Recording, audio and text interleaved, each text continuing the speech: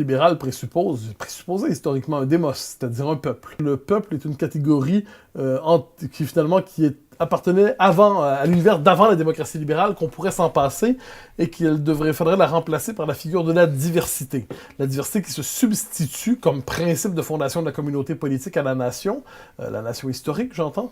Donc on est non plus dans une communauté politique substantielle, mais dans une société éparpillée à l'infini, composée de minorités victimaires qui se définissent ou qui s'inscrivent dans l'espace public par le procès de toute norme commune. De la même manière, sur le plan du libéralisme, le libéralisme est par définition cette doctrine qui affirme, je dirais, le caractère inconnaissable des fins dernières de la cité. Donc la nécessité d'avoir une délibération permanente pour identifier, pour définir, pour circonscrire le bien commun d'une époque à une autre. Or, aujourd'hui, la restriction du domaine de la parole publique, le rétrécissement du domaine de la respectabilité, la multiplication des délits d'opinion, que ce soit pensé sur le mode moral ou juridique, la discrimination positive, par ailleurs, ou l'autre exemple, qui vient nier la figure de l'individu pour communautariser des droits, tout cela n'est pas très libéral. Donc, de ce point de vue, moi, la démocratie libérale, je l'aime dans la mesure où elle est démocratique et libérale.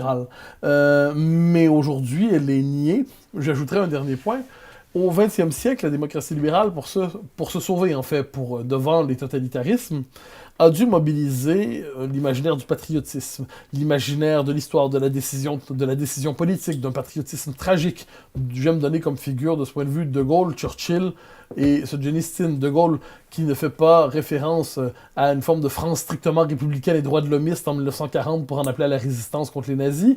Churchill qui, à ce que j'en sais, fait appel à la gloire de l'Empire pour renverser ce qui était pour lui cette dégénérescence païenne de la civilisation qui était le nazisme. Solzhenitsyn qui résiste pas au totalitarisme seulement, encore une fois, au nom d'une version strictement juridique des droits de l'homme, mais aussi au nom de l'orthodoxie, donc des valeurs religieuses et nationales de la Russie.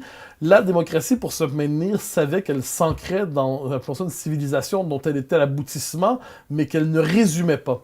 Or, aujourd'hui, l'ensemble de ces valeurs et vertus qui étaient au cœur de la survie de la démocratie au XXe siècle, la démocratie libérale se retourne contre elle, étant les expulsées de l'espace public comme si, finalement, ces vertus étaient désormais illégitimes. Comme si la démocratie libérale était désormais étrangère aux conditions qui avaient permis sa survie et sa perpétuation. Donc, de ce point de vue, l'enjeu pour moi, c'est la restauration de la démocratie libérale et non pas son remplacement par je ne sais quel régime fantasmé.